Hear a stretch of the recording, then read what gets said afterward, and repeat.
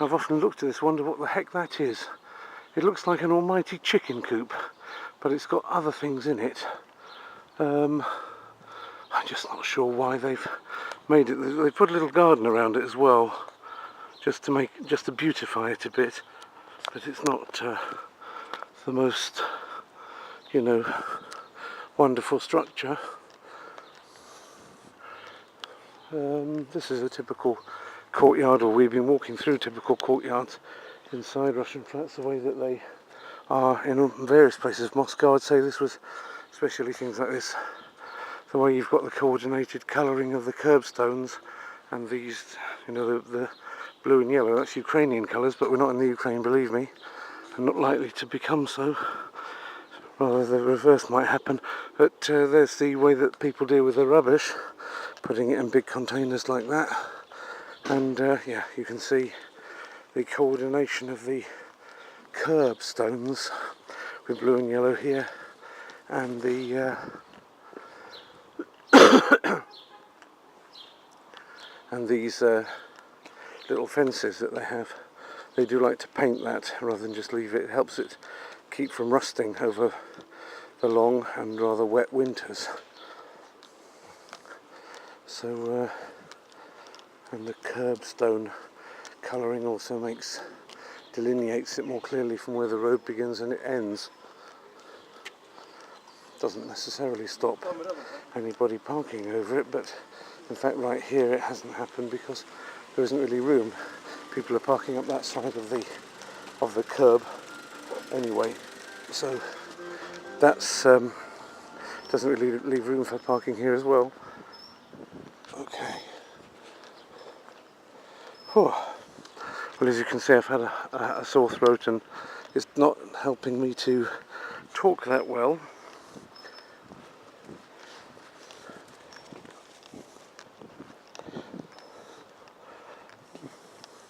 But at least this is going to enable you to see what a Sunday afternoon in spring looks like in the Ostankino or Alexeyevsky district of north-east, slightly east, not quite due north of the centre, slightly east. Although if you go due south from here, you still will be pretty central in Moscow. This is like the St. John's Wood, Hampstead kind of. If you think of Moscow as London, then you have to think of this as sort of like Hampstead.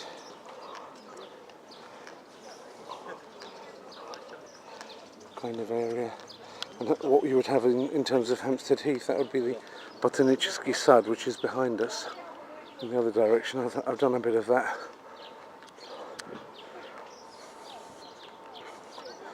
So here you see one of these farmers' markets. Got various things. Somebody's got honey there. There's a fish one next to it. Not so different to markets that you'll see in all sorts of places. One difference that I'm going to show you in a second is live fish. In order not to make it too clear that I'm recording, I'll put it in my pocket again.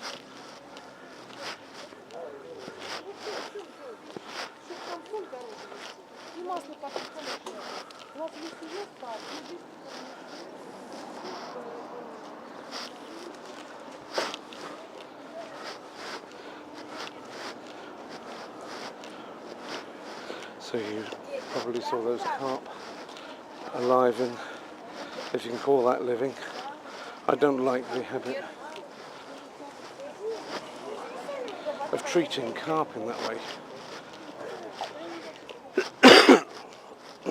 Or some American viewers might say, well, hang on a second, carp is an invasive species.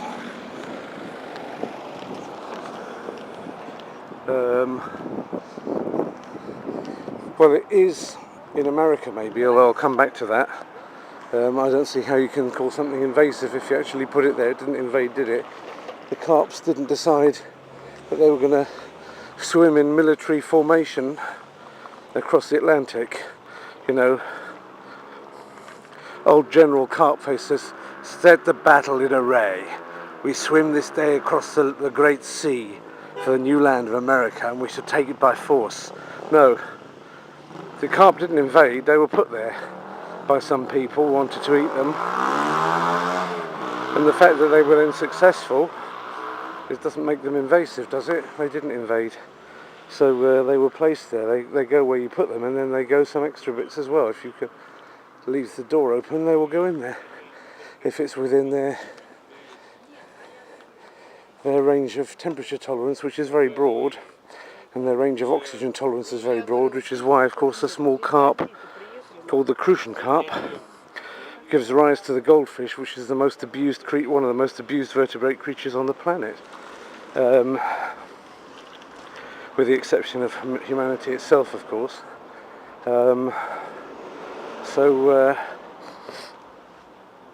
Those carp were being pretty much abused by being in those conditions. I don't like that.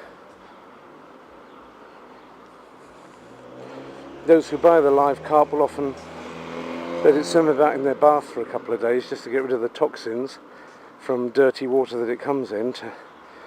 So just when the fish thinks, oh, they like me,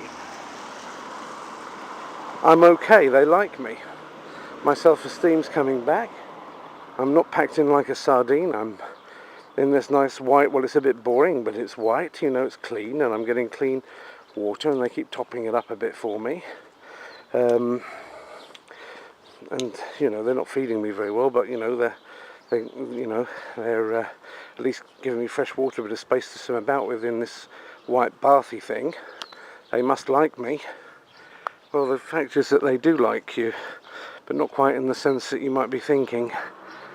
And they like to get the dirt out of the flesh a bit by just having a couple of days for it to swim about, flush out those earlier bits of, you know, effects of being so cooped up with other fish in low aerobic waters, and then they kill it by knocking it on the head and cut its head off and gut it, fillet it and eat it.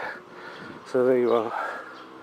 It's a sad life, and not as humane, I suppose, as just killing the fish at the point of capture and freezing it if possible. That's obviously more humane, although these practices go back a long way. I don't know what Jesus thinks about this. I know he ate fish. I know he worked with fishermen, didn't say stop being fishermen. We know that he ate fish. We know that he distributed them to the multitude. Obviously eating fish isn't sinful. Catching fish for food isn't sinful. Catching fish for sport, I wonder about. But, you know, doesn't say anything about that.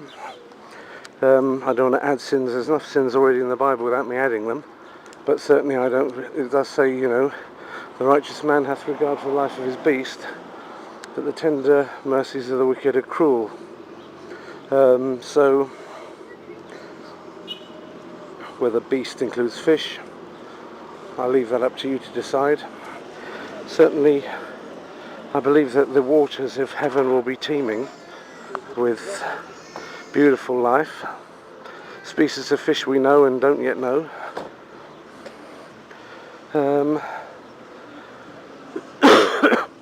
Whether we're going to eat them there, I don't know. But